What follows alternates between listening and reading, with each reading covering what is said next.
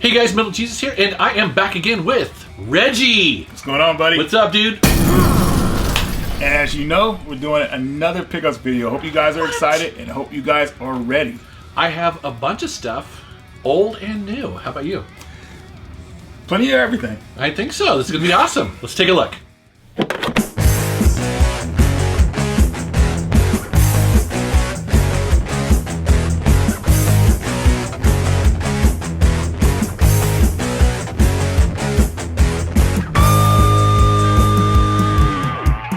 Okay, who goes first?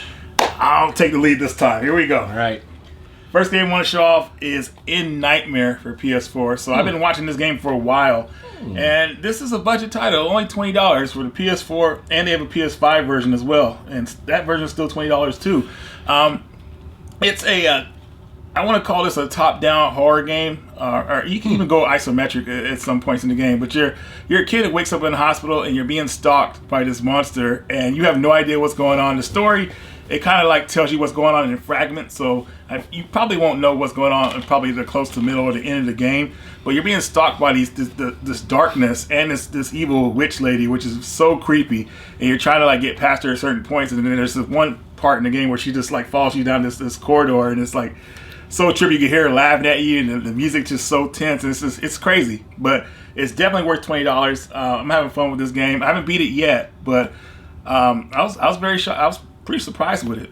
So one thing I'm noticing about this, I didn't notice this before, is this little tag down here that says PS5 upgrade available. So is that kind of how they're doing it now? Yeah. So if you put it in a PS5, it'll upgrade you to that version free of charge. Okay. So, it's just different than the Xbox One. I guess I don't know which one's necessarily better, but at least on the Xbox it says Xbox One, Xbox Series X or something like that at the top.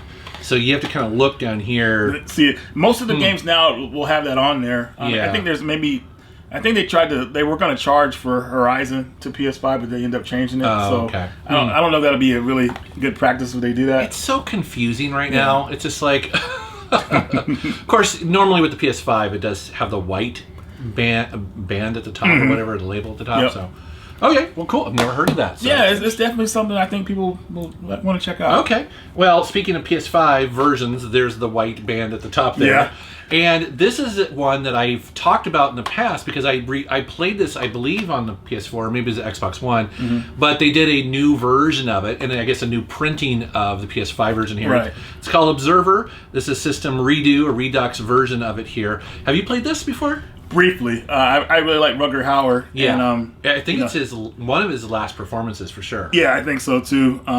But one of his favorite movies I like is Blind Fury. You ever seen that one? Oh yeah, Blind Fury and also The Hitcher, also back in the day. Ooh, The Hitcher, damn, that's going back. Yeah. But this game is actually pretty cool. I didn't get into it at the time. Like I said, I only played it briefly.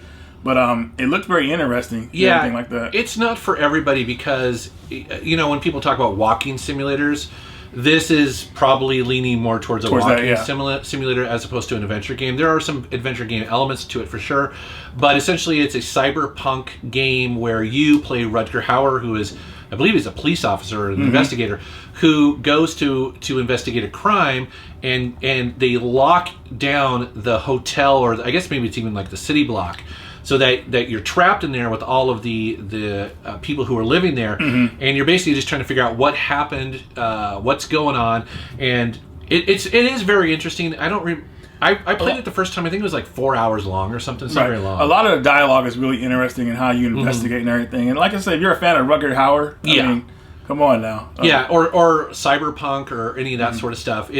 It's cool, and I immediately noticed that there was that there are better visuals in this game. Okay, cool. And the original game already looked really cool, but this is on the PS5. Yeah, so that's why I picked it up to kind of replay it again. So right on. Yeah, Rutger Hauer, man, he was awesome.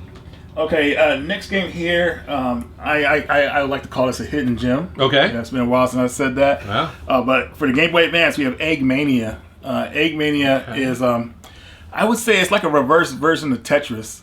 So basically, the pieces are falling down, but you're trying to climb up the pieces to the top. You're using these little eggs, these egg people, and you're climbing to the top. It looks really cool. It's a lot of fun, and it's a versus game too. So you go against a computer opponent, But at the same time, if you want to play 2 players on this game, you can with 1 cart, which is actually really nice. There's actually a video talking about multiplayer Game Boy games that are in 1 cart. I forgot what their channel was called, but it's really, that's how I found out about like the features in this game. And I decided to pick it up, and it's a lot of fun. I mean, I think a lot of people would like to play this game. That's cool. So you're still picking up Game Boy Advance games. I know, man.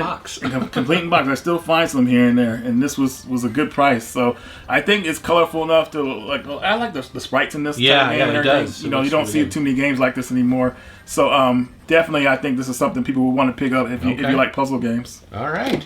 Next up for me is another PS5 game, another upgrade version. I was just, I guess, on a kick. Oh man! Control the Ultimate Edition. So this was a game I think I originally played it on the Xbox One or something like that. But again, I think this was like a $20 upgrade physical version of this. Control's a trip. It's a total trip. So it is such a trip. So I actually had played the game because I got it on the PS4, and I like it a lot, man. I got lost, but it's still like the building that you're in keeps shifting. Yeah, it's a trip. Like, I'm still not sure if I understand it completely. Or if we ever will, even if we get to the end. Yeah. You know? Yeah, so but basically you walk in the door of this federal building that looks like it was built in the 1960s. It's they kind of hint it's like the CIA or something like that. But it's in the middle of this kind of like lockdown sort of multi-dimensional event that is happening, and you are in between all of this stuff, and it's just a trip. I mean, at the core of it, it is a third-person, almost like shooter with you have like special powers and stuff like that. Yeah, it's fun. Yeah, it's really cool. Again, a next-gen upgrade version of it. It looks even better. You know, it's got ray tracing and all that sort of fancy stuff. It takes place in the same universe as Alan Wake. From what I remember. I hope I'm pretty sure. Well, it wouldn't surprise me. Yeah, because they're both by Remedy, right? Yeah. And that's interesting because, you know, Alan Wake is also kind of like a really weird, trippy game, too. It is. That's cool. Very linear, but still, it's a trippy game. Yeah. So, had to pick up Control, again, $20 for the upgraded version. And it also contains 2 of the, looks like DLC, which I haven't gotten to yet, but I plan to. So, right on, man. Yeah. Okay, do you like sports? Sometimes. All right. I think everybody will like this one. Okay. Dodgeball Academia. This is a dodgeball game. It's like a dodgeball mixed with an RPG. So he basically plays this kid. He goes to this academy because he wants to be like an elite dodgeball player. So during the story, you accumulate like players, and you go against other teams. And what's really cool about this game is that each person has a different skill. Like obviously you could parry you could like parry like if the ball comes at you. I mean not parry, but just like catch it. Certain people could like reflect the ball if it's thrown at them and hit their opponent. Like they'll kick it back at them. Little stuff like that. But everybody has like a special super move they could use, which is really cool. And it's a lot of fun. Where the hell did you hear about a game like this? Like my buddy John Houston told me about it. Shout out to John Houston. Thank you for letting me know about this game. Yeah, I found out because of him, and I said I saw gameplay of it. I said, you know what? Let me go ahead and pick this one up because this is one I'd be interested in. And the game it's like you're at the academy, and you can pretty much go anywhere you want. So it's like a sandbox game, but as you could go anywhere you want in the academy, at least in the beginning. So it's like an RPG or something too. Yeah, it's pretty cool, and you level up moves and stuff like that. You get team members, and it's just really a lot of fun. It feels like the summer. Like a perfect summer sports video game, you know. Wow. So God, the stuff you find, dude. I know, right? So definitely, I think people will want to pick this one up. Well, another game that you told me to pick up that I have not played yet because I literally bought it yesterday is this one right here. All right, you did pick it up. Wow. So Cris Tales. So I've mentioned this before, but you will send me a message. You know, every couple of weeks or so when you find out either about a game that I should get or a good deal. So tell me why I needed to pick up Cris Tales. Well, Cris Tales is pretty much a turn-based RPG, and it's pretty much like the golden years of RPGs, at least from what I've seen of it. And it's pretty cool. I mean, to me, like a lot of turn-based RPGs, to me, I don't really see too many good ones these days. This one is a really good one. Yeah. It deserves to be in the golden age of like turn-based RPGs. And what I like about it too is that when you attack your enemies, if you push the button again at the right time, you get an extra like hit on them pretty much. So, look at all these awards it won here, like Star of the Show at E3, Best Sleeper Hit. Okay, it just seems like it's kind of rare you see a turn-based RPG that's good these days. At least for me. I mean, I'm pretty sure a lot of you guys know some, but this one really stood out to me, and I think a lot of people should check this one out. It's a lot of fun.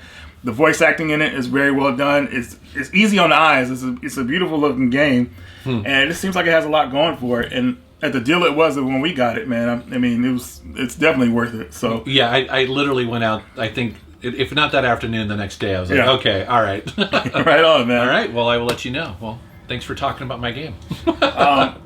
Next one here, I got this at the Portland swap meet. Oh, okay.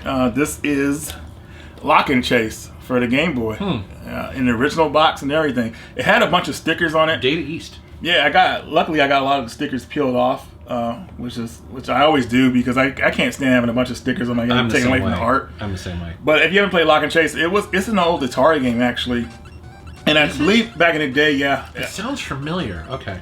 It's like a Pac-Man clone in a way. So basically, you go onto the map, you rob the bank, you get the gold, and you have to get all these pellets pretty much. And when you get all the pellets, the bank unlocks so you could escape. But you're trying to escape while you're being chased by the cops in there.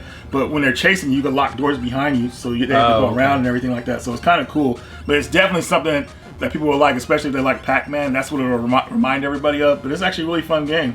Did you get it for $20? No, I had to do a trade for it, get it cheaper. But if estimate with the estimate, I think it'll be maybe around that price with the trade. Yeah, it seems like $20 for a decent copy, complete in box of a Game Boy game. It's pretty good. Yeah, definitely, especially like a regular Game Boy game. And you never see this. I mean, it's not you're going to walk to any store and randomly see this. So yeah. All right, next up for me, well, speaking of the Portland Retro Gaming Expo, or actually, no, this is the swap meet. Yeah. I know. Not yet for the Portland show. Yeah, that's right. I picked up some stuff that I didn't talk about in our last video, but I wanted to talk about here. Okay. Again, I've mentioned this on this video before previously that I'm always looking for 3DS games, and there was just a bunch of common ones that I realized I didn't have on the 3DS I wanted to. I've been on a Lego game kick, so I got the Star Wars, and then also Lego City Undercover: The Chase Begins. So I really liked Lego City Undercover. I think that's what it was called on the I remember the Wii U. It was on the Wii U exclusive for a while. Yeah, fantastic open world Lego game. I have no idea how it plays on the 3DS. I haven't even checked it out yet, but it's a Lego game. It's probably going to be pretty fun. Yeah. And then I also, speaking of which, I rarely pick up fighting games. Wow. Yeah. You used to have this one. This is cool. Yeah. If I remember right, the Super Street Fighter 4 3D edition, if I remember right, this was a big deal when it came out on the 3DS at the time. Yeah, because you could play at a certain angle. Yeah. And it's so weird. I mean, I don't know if a lot of people like playing at that angle where it's like your character's at the camera, but at the time, the 3D aspect of the 3DS was like a big deal, and here comes this fighting game, that everyone's heard of. Like, wow. So, again, I haven't tried it yet, but I'm excited to. I think it's going to be pretty fun. So, again, going back and picking up some of these 3DS games I didn't own. I love the cover of this. Yeah. Like, this is a really cool cover. Yeah. I need to pick this one up again. Yeah. Okay, next one up. I thought I talked about this on the channel before, but I guess I haven't. Ninja Gaiden Master Collection. Or Ninja Gaiden, whatever you guys want to say about it. So this is pretty much the PS3 and PS2 versions and Ninja Gaiden 3 Razor's Edge all in one collection. And I was surprised they brought this out, so I'm figuring like they're maybe making Ninja Gaiden 4, hopefully. I'm not really sure. But it's nice to have all these on the PS4 pretty much. And my favorite, I know I'm going to get heckled for this, but I really like Ninja Gaiden 3 Razor's Edge. And the reason I like it so much is because how the story progresses in the game. It's like, Ryu's older now. He talks more in this one, which is cool. And it just has a lot of cool stuff going for it because in each game you have your main rival villain or whatever like that. I thought the Mask was one of the best ones. He talks crap to you. He's pretty badass with his sword. It's like, it's insane. And I played the game, because Ninja Gaiden 3 Razor's Edge is the easier out of the Ninja Gaiden games. And I played it again. I was really good with it on the PS3, but when I played on PS4, I got beat up on the first level. I was getting like tossed around. I couldn't believe it. I thought my skills would transfer over, but I was just getting torn up. But it's still fun because obviously you just got to get better at it. But I fought the first boss. I never lost to him before, and I got beat. So interesting. I was kind of surprised, but it was fun though. I just got to get better at the game again. But I thought my skills would have transferred over. But and I noticed it says physical bonus. You can reverse the cover.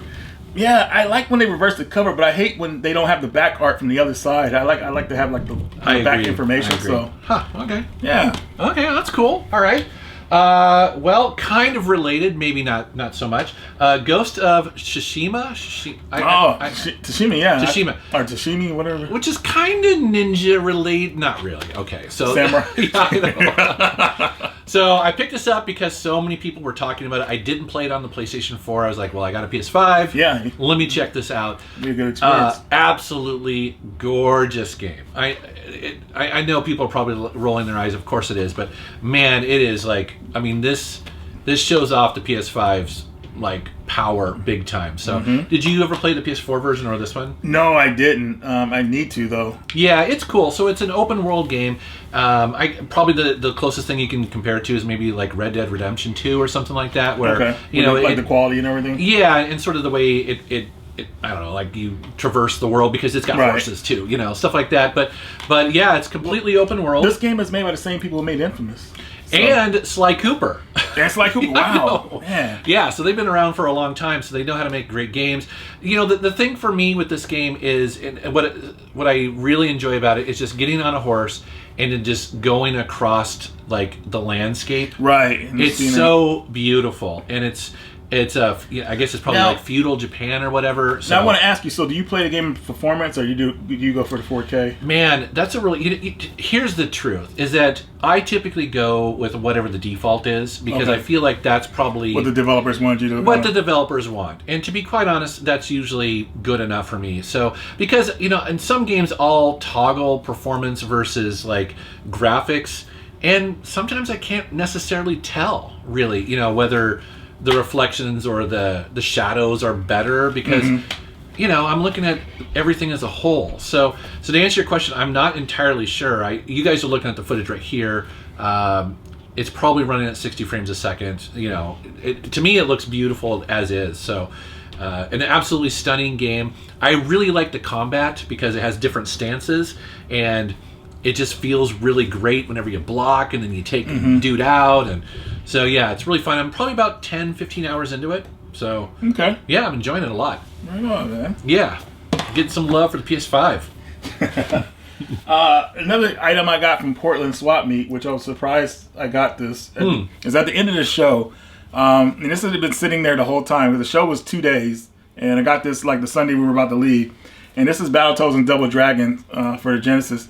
Now, I used to have this game, but I actually traded it to my buddy Cliff. So I saw it at this table. It was next to some sports games, and I went to go pick it up. And it said $10, and I was like, really? $10? I said, yeah. And he said a couple people picked it up, but they put it back down. And then I said, I wonder why they did that. And I opened it up, and of course the game was in there. People thought that he was just selling the cover for $10. The game was actually in there. So people are picking the game up, this case up, and not even realizing like the weight of the game being in there. They just assume because it's so cheap. Yeah. I'm like, wow, dude. So I got this for $10, so it's back in the collection again. And it says Rare on the back. Did Rare make this? Yeah, Rare. Okay. Yeah, the Rare that works for Microsoft now. Yeah, that's their game. Okay. Yep. So $10 for Battletoads Double Dragon. I thought that was a pretty good deal. I got the stickers off that were on there and everything. So happy about that purchase. If you ever played Battletoads Double Dragons, basically it's the ultimate team up from back in the day.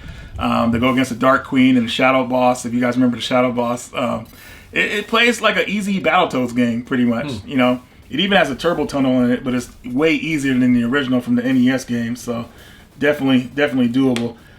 But yeah, just happy to get that for $10 back in the collection. You know, people remember when you're looking for games at places like that, make sure you look at everything, because even if it's really cheap, you know, it could be the real thing, and this happened to work out for me. So, well, it's funny you mentioned that, because at the swap meet, I was there both days, and you know, I kind of like you, I would see a game and I'd be like, I don't necessarily need it, or you know, or I want it at a different price. And this next pickup is exactly that. So at the swap meet, I saw the big collector's edition of a game I absolutely loved. I'm not surprised this wasn't sold the first day because most people don't even know what Vaporum is, but I do, and I was amazed when I saw the signature edition sitting there, and I was like, oh. And it was a little bit expensive, and so what happened was, exactly like you, I waited until the second day. It was almost towards the end of the show, maybe, and then Josh was like, I was like, hey, that game's still sitting there. Let's do a deal, which he did. Yeah. Which was pretty cool. Because honestly, I already own the normal version of this, but I wanted... because Signature Edition, I think they the ones that did this? Yeah, they are. And so, you guys are going to see the footage of this. It is basically a very traditional... dungeon crawling steampunk RPG. Oh, nice. Okay. Yeah, and it's actually really cool. I like this game a lot, and so I had no idea that there was a big collector's edition of it. Wow, so. Josh had this. Wow, I know the stuff he gets traded in, man. That's yeah, exactly. Somebody traded this in. So again, I was like, I didn't need it because I already owned the normal. But you like the game when you like a game so much, if you could get a little extra for it, you'll do it. Exactly. So again, that's what's great about the swap meet is that sometimes you can get some cool deals. It was so much fun there, dude. Yeah, man, dude. If you guys are wondering if expos are back, they're back. Yeah, like people are ready to go to expos, buy retro games. It was packed, man. Yeah, it was so much fun. Even the second day. Yes, because people who are running it, they're like, we don't know. They've never did a second day, and they're like, well, we don't know if people are going to show up. People showed up. Yep, they sure did. It was freaking awesome. Yep. Okay, so next game here was a game I wasn't really expecting to be the way it was, but this is the Cruel King and the Great Hero. So this either. Yeah, that box, man, right? So this turns out it's like a storybook game, like the graphics look like you're reading a storybook, like a kid's storybook. I thought it was gonna be like a puzzle platform game, kind of like the this game I played back in the day called I think it was called the Blind Prince and the Cruel Princess or something like that. You guys will know what I'm talking about in the chat, hopefully. But I thought it was going to be like a platform game like that, puzzle game like that. This one's actually a turn-based RPG.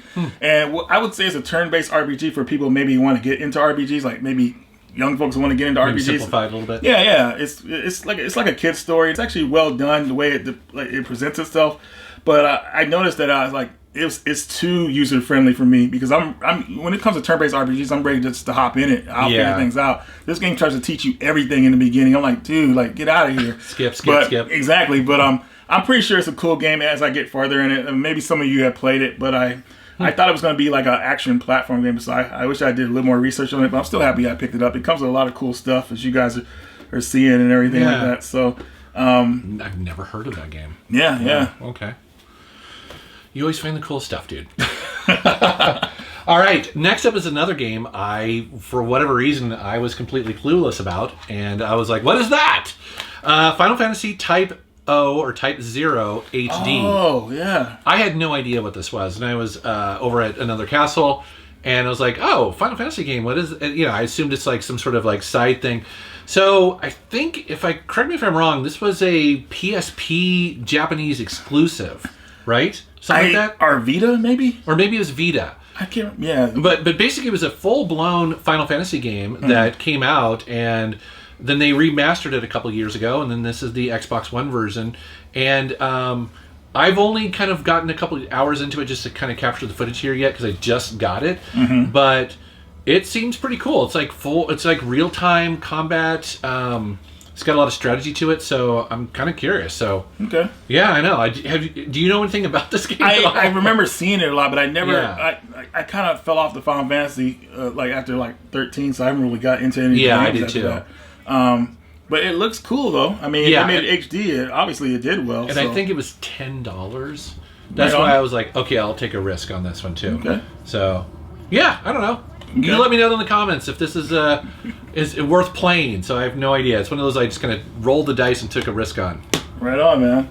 Okay, next game here, a cool one. Sakuna of Rice and Ruin. Of Rice and Ruin. Yeah. So this is a platform mixed with a kind of like a Harvest Moon type game, and pretty much you play as this princess. Well. Yeah, I'll just call her a princess, but pretty much plays this princess. She gets expelled from her kingdom for a certain reason. and you have to like start a new life on this island with these villagers, pretty much. So the game plays like a side-scrolling adventure platform game. And then when it comes to like when you're trying to like farm for your food, it turns into a farming simulator. So it's kind of like a mix of both worlds. But what I liked about the game, what kind of brought me into it, was the charm it has. It reminds me of a game I played back in the day called Threads of Fate. And the story in the beginning is kind of the same. Like in Threads of Fate, you played, one of the characters, you played this girl named Mint. She gets expelled from her kingdom, has to start a new life somewhere else. This game kind of like reminds me of that pretty much. And the voice acting and the way the story is told is very well done. So a lot of people will probably like this game. And I don't think a lot of people know about it, but it's actually a really cool concept with the mixture of the Harvest Moon and the adventure game. Yeah. So, that's by Xseed. Boss fights are actually pretty fun. You get this little hook cane that you can like use against bosses to flip behind them and toss them up in the air and do combos and stuff like that. So definitely, I think a lot of people will like this game. And yeah, I found that game, and of course I found it on sale, thankfully. So, yeah. You know, a lot of these collector's editions that come out, if you sometimes if you wait on them, you can find them for a good price. And luckily, I found that for a great price, so I was happy. Wow. Okay. You know, that reminds me is that at Best Buy today, they had a couple collector's editions of PS5 and Xbox One games at the top. Horizon Forbidden West, they have the big box versions sitting up there. They still have those? They still do. Now, they're full price, but my point, though, and they had a couple others, too, that I bet you in a couple weeks you'll be able to go there, you know, or in a couple months, and if they're still there, they'll probably be half off or less. Because they do that there occasionally, you know? Yeah, they'll want to move stuff, because those take up room, obviously. Yeah. That's crazy. You know, I found out about those games too because I was actually going to get one of them, but I found out when they don't have the physical game in there, they had the digital code on them. So yeah, I thought I was like, no, I'm good. That's lame. Yeah, I still have the original Horizon Zero Dawn's collector's edition, and that came with the game, of course. Yeah, I have that one too. But they're starting to take away the physical games out of those collections. Like, man, dude, it's so annoying. It's not that expensive to print the disc. Yeah. But, all right. Well, that's annoying. Next up is something that I'm going to show these three games here. Yeah. So, oh gosh, I'm going to have to pronounce that one. Grand Prix. 60-in-1 game collection. I can pronounce that one. And then Far Lone Sales. And so these are three games that were sent to me by someone, Marcus. So here's the story. Is that you know that we love collecting physical games and physical Switch games.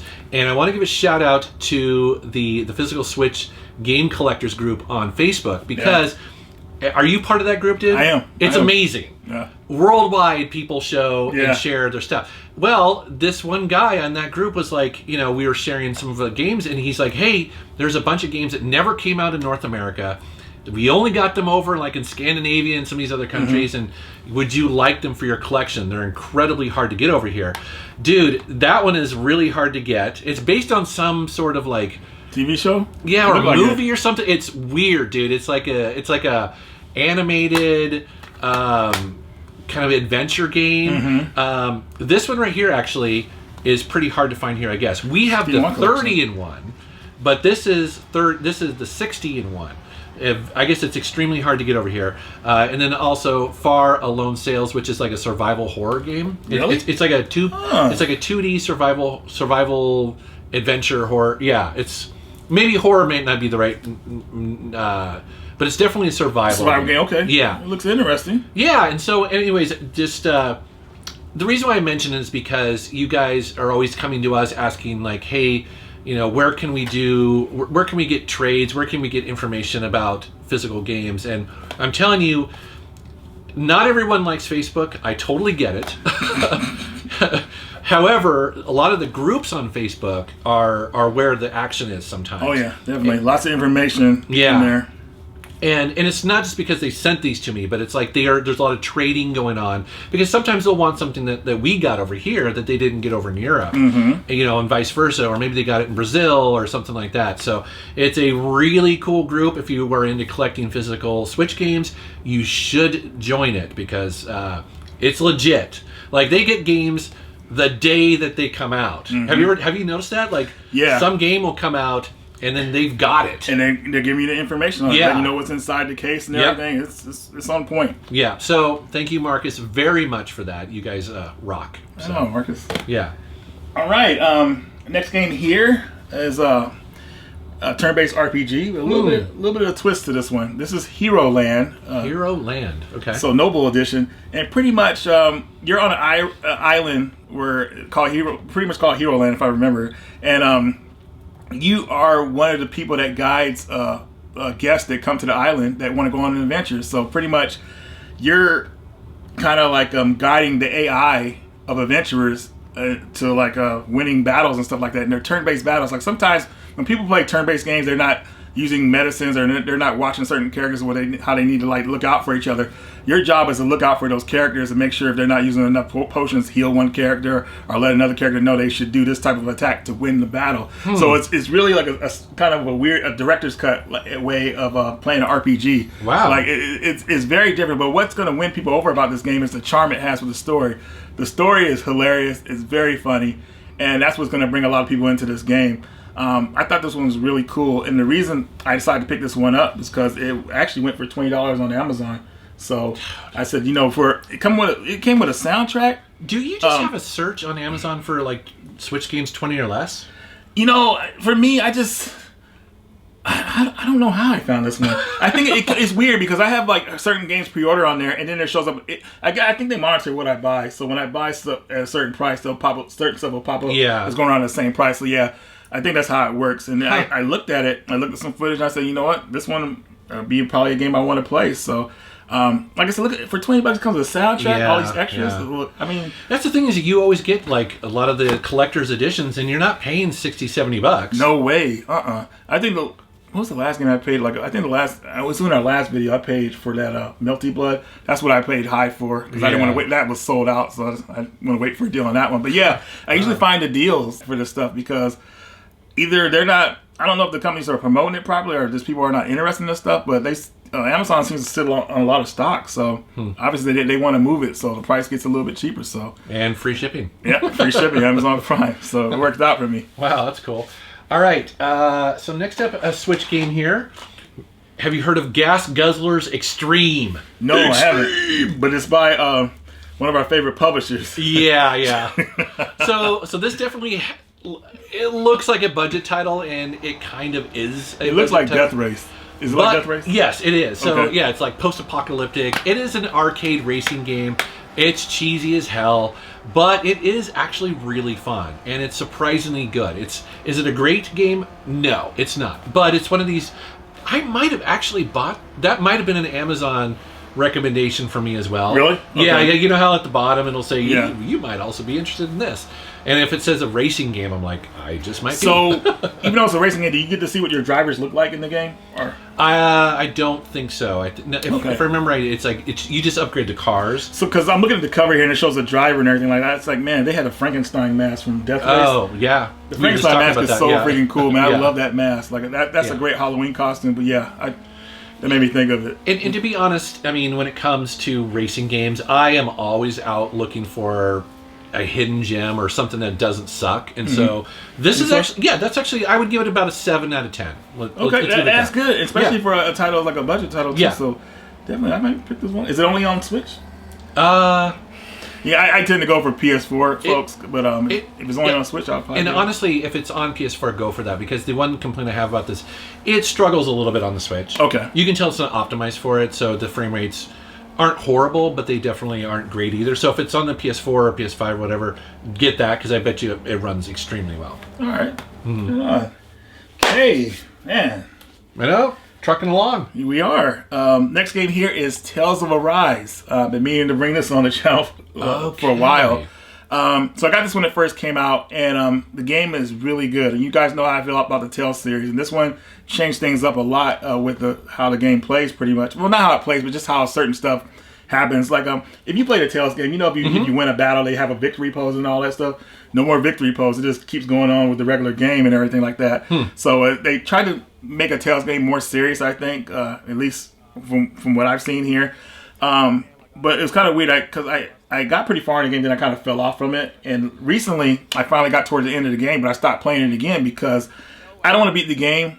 I want to do more side quests before I beat the game, because if I beat the game, I'm not going to go back and do the side quests. So that's why I haven't beat it yet. But I had a good time playing this game, even though it took me a while to get to the end. But it's actually a good Tales game, and I feel like the story between the two main characters is actually well done so far with how the story is going between them. I won't tell you guys how it goes, but it's a well done Tales game, and I'm actually happy that I own this. So if you guys in the comments, let me know what you think about this one.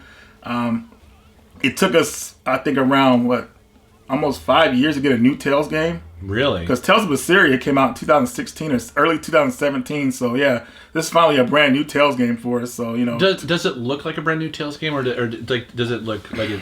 Well, I'm playing on PS4, so it looks really good to me. But honestly, it looks like any of the other Tales games. To be honest with you, but maybe on the PS5, maybe the frame rate is a lot better. I'm not really sure, but it does look like an upgrade, but it still looks like a Tales game. If that makes any sense. So yeah. Okay. All right, my turn here, and it's a game that was recommended to me by, not you, but actually somebody else on, I think, Facebook or something like that. Dead or School, which is kind of a weird name, but have you played this? Yeah, so basically you play in a post-apocalyptic world, and you're underground because zombies and monsters are taking up over the world, and she's basically raised underground by her grandmother, and you're trying to find a way back up to the earth pretty much, and it's pretty much like a Metroidvania type game, but you play, if I remember correctly, it plays kind of like a twin stick in a way. No. Well, you have multiple weapons as well. Yeah. I'm trying to remember everything, but it is definitely a Metroidvania, and it's very story-driven and everything like that. Lots of text and everything, but it's very interesting. Yeah, it's a weird game because it feels like it might be kind of a budget title a little bit because it's a little bit that way. But it's better than it's certainly better than what I thought it was going to be. Because, it was one of these really cheap games you've never heard of before. You have no idea what it's about. But you're absolutely right. So, it's actually pretty fun. There's, the platforming there. Yeah. You're meeting different characters down there. Yep. There's these druggies and stuff like that you talk to every once in a while that'll give you, a hint. If I remember right, you get guns and stuff like that, too, in the game. Yeah. I'm trying to remember, because it's been a while since I played it. Yeah. But it's definitely one of those games that I'm happy it got a physical release, because a lot of people like the Metroidvania type adventure games and everything like that. And this is definitely one of those type of games, so I think a lot of people will like it. Yeah, it's one you definitely don't hear about, so check this out if you like that stuff. Definitely. Okay, next game here, got this from Best Buy. Bloodstained Curse of the Moon Part 2. I almost picked this up too. Yeah. Dude, this game was actually so much fun, man. I was like, yes, dude. So, obviously a sequel to the Cursed Moon, pretty much. This one is like a 8-bit graphic type adventure game. Pretty much plays like a Castlevania 3. If anybody's played Castlevania 3, you get to switch between characters as you meet them during the gameplay. And it's really, really cool. I forgot what you call the 8-bit music for video games. It's like chiptune? Yeah, chiptunes. It's got that real cool chiptune music to it. Everything really fits. The game's a lot of fun. I'm really enjoying it. I think a lot of people will like this game. Lots of cool boss battles, different paths you could take depending on how you play the game. It's just overall a very interesting game. And thankfully, it's not as hard as Castlevania 3, because Castlevania 3, man, oh gosh, that game was tough. I mean, not unbeatable, but man, very frustrating. But okay, well, I know where a copy of this is sitting right now at a store. So if you and I go game hunting tomorrow, I'll pick one up. Yeah, I think you definitely should, man. It's a lot of fun. It's just, I don't know. It just feels like such a throwback playing games like this in a new time.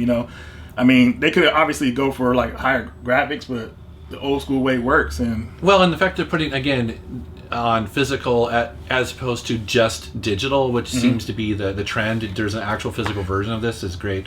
Oh, cool. And it comes with a manual. Yeah, and the manual has that classic NES style to it. Okay, all right. Very cool. All right, next up is a game that I actually think I talked about this game in a Hidden Gems video 2 years ago or something like that. And I got a physical version of it. It's by Super Rare. It is Bloodroots. So this is a game that this follows in kind of it's like Hotline Miami, where it's one hit kills both you against the enemy but also against you. Really? Yeah, so it's very intense combat where again it just takes one hit to take you out or one hit to kill an enemy. But what's really fun about this game is that it creates this level where it's almost like a playground of ways to take out enemies because you can use almost anything in the environment to do so. I mean, literally, you can use food sitting on a table, and if you can beat somebody with a carrot to death, you can do it in this game. Or, yeah, or there's like wagon wheels that you can ride on and mow people over. Or there's endless. You can defeat people with like ladders and stuff like that. Mm-hmm. So it's a playground of plays. Of places to just have a lot of fun in this game. But again, it's one of those games where you're going to die. But thankfully, it just puts you right back in the action. It's very addictive. Normally, I don't love those kind of games, but this one I do. I played this game probably more than any of those other kind of games, including Hotline Miami, for some reason. Okay. I just like it, so it's fun. I like the cover because it shows them with the carrot. Oh yeah, okay, that's funny. Yeah, I know. It's like you can kill people with food. It's hilarious. Okay, next game here, a little bit of survival horror. We have Song of Horror for PlayStation 4. So, survival horror game, very similar to old school survival horror games like Resident Evil, Dino Crisis, Silent Hill. So, a little bit of story in this game. You play as multiple characters pretty much, but the game starts off as a man. He returns home. And he finds out I think his professor is missing, or some popular professor is missing, so he has to investigate what happened to him. And you go to the professor's house, and you end up going through this door that shouldn't be where it's at. And normally, if you see a door in a weird spot, you're not going to go in it, but this guy actually goes in it, and he ends up in some kind of alternate dimension. So pretty much, a Song of Horror, there's this box that has some kind of evil darkness that comes out of it, and the darkness chases you throughout the house, and at least in the beginning of the game, because I'm still in the beginning.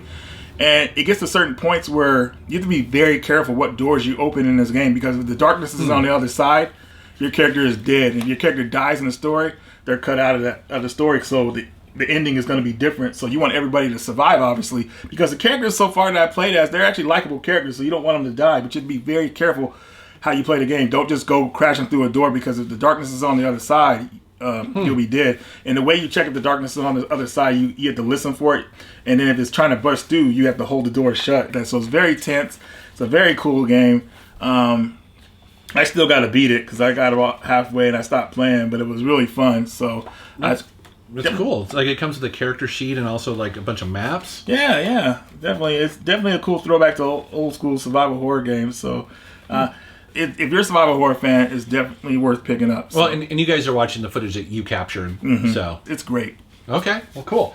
All right, next up is something completely different than that, for sure, and it's one that I just basically bought completely on the cover. It's Beyond a Steel Sky, and that is because it's a sequel to a game that was made, back in the 1990s. The cover looks great. Yeah, and so the original game was a traditional pixel art adventure game that you would have played, like Secret of Monkey Island or something like that, and they brought out 30 years later the official sequel to it, Beyond a Steel Sky. And years later, wow. Yeah, and what's cool about this though is that it's completely 3D. It's a very modern looking game actually. So the old game was very old, and this is a very modern game. So you cruise around the city, interacting with other characters. You're solving puzzles. You're trying to figure out what a character needs, or basically just doing a bunch of hunting and sort of puzzle solving like that. I love the way the cover looks in this. It looks really cool, doesn't it? Yeah, it does. It looks like you're about to go on this fantastic adventure in this metropolis looking city. And wow, dude, I love that cover. Yeah, so and it's got like a cyberpunk kind of vibe to it. So is this available like in retail stores? Yeah, I bought that actually at Another Castle. I just walked in there and they were highlighting on the end cap, and they're like they recommended. I was like, I had no idea this game was even out. Maybe we'll head over there tomorrow. Yeah, I know. It's like it comes in a steelbook and all that stuff. So I was really surprised to see it. I hadn't played the original game in, like I said, a long time. Right. So this is definitely a cool thing to see. So definitely, man. Yeah. Right on. Okay. Next game here. This is Metal Unit for the Switch, and this one is a super rare game. I talked about this before on my channel, and pretty much it's like an adventure action game where you play as a girl in a mech suit, and it's actually pretty cool. I haven't played it in a while though, so I can't remember every detail, but this is definitely one that people would want to pick up if they like action platform games. It's saying sprawling side-scrolling platformer with roguelite features.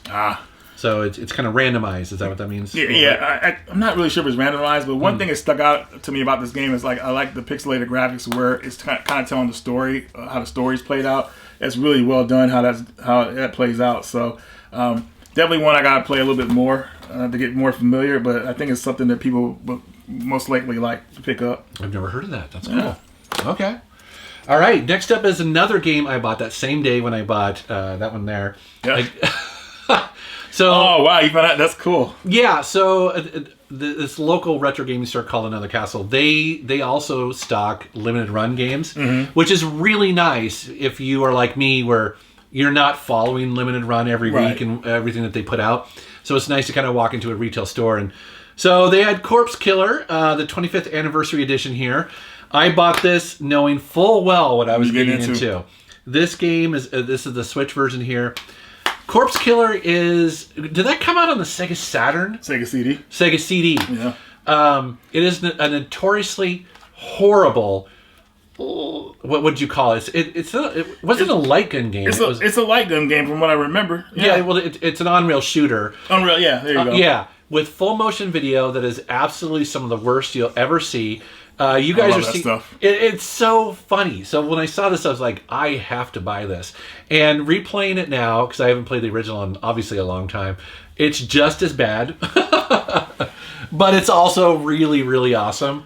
25th anniversary edition. Wow. Yeah. So I'm trying to remember, because I captured that footage a while ago, but I do think it has kind of like some making of or behind the scenes stuff in there that you unlock, if I remember right. Okay. Yeah, and again, another game that I was able to pick up really cheap. I want to say I think I paid $15 or $20 for it. So just to have this horrible game, right on, man. So bad it's a good game on Switch. Yeah, I thought that was pretty funny. I love the games with the FMV in it, man. It's just charm for me. This is a couple times that Limited Run has done that, because they also did it with Night. Night Trap. Night Trap. Thank you. That's right. And they did Plumbers Wore Ties or Plumbers. Has that come out already? I want to say that they released that. I don't own that game, but it's with the 3DO. That's like the most expensive 3DO game. Yeah. System is hilarious.